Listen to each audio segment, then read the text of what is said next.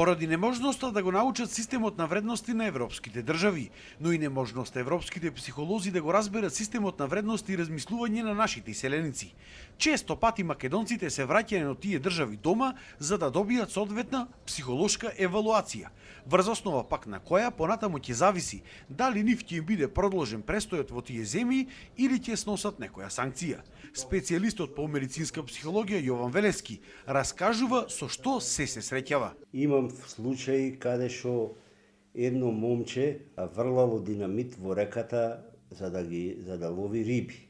Со оглед дека таму немала закон за врлање на динамит во река и нема закон за забрана за риби, го пратиле на психолошка евалуација во Македонија.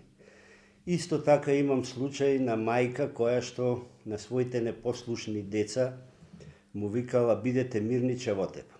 Нели, таа е обична узречица, меѓутоа во западните култури значи семејно насилство.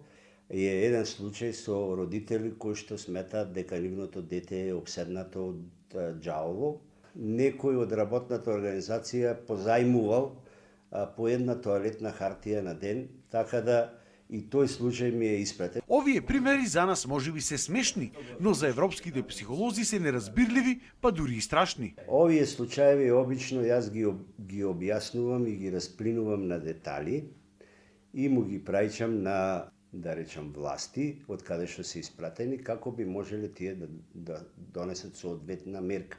Дали тоа ќе биде пенолошка, дали ќе биде медицинска, дали ќе биде социјална или ќе биде едукативна, дека повеќе така не смеат да бидат, најчесто завршуваат како едукативна мерка. Друг аспект пак е тоа што ако порано македонците од странство се враќаа специјално дома за да поправат заби или пак да направат некои други прегледи, кои што таму се прескапи за нив.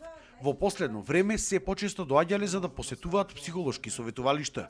Причините се различни, од појава на анксиозност, депресија, па се до неможност да се снајдат во новата средина. Има и помали деца што идат што не се адаптирале добро во околината, со полиција што имаат проблеми, значи, или пак едноставно како што растат, зависи во кој период го напуштиле домот и родителите не знаат после како во таа адаптација да се снајдат и најчесто во тие 3 месеци гледаме да исполниме колку што може најмногу сесии и ако се случува, значи и онлайн да работам многу често. Големо влијание имало и разделбата на семејствата помеѓу родителите и децата. И во клучните години многу е важно родителите да запазат како можат, нели, да останат заедно и едно функционално семејство колку што може да одржат. Новото време носи нови предизвици, така што психолошките совети во иднина ќе бидат се попотребни како тука, така и кај нашите иселеници.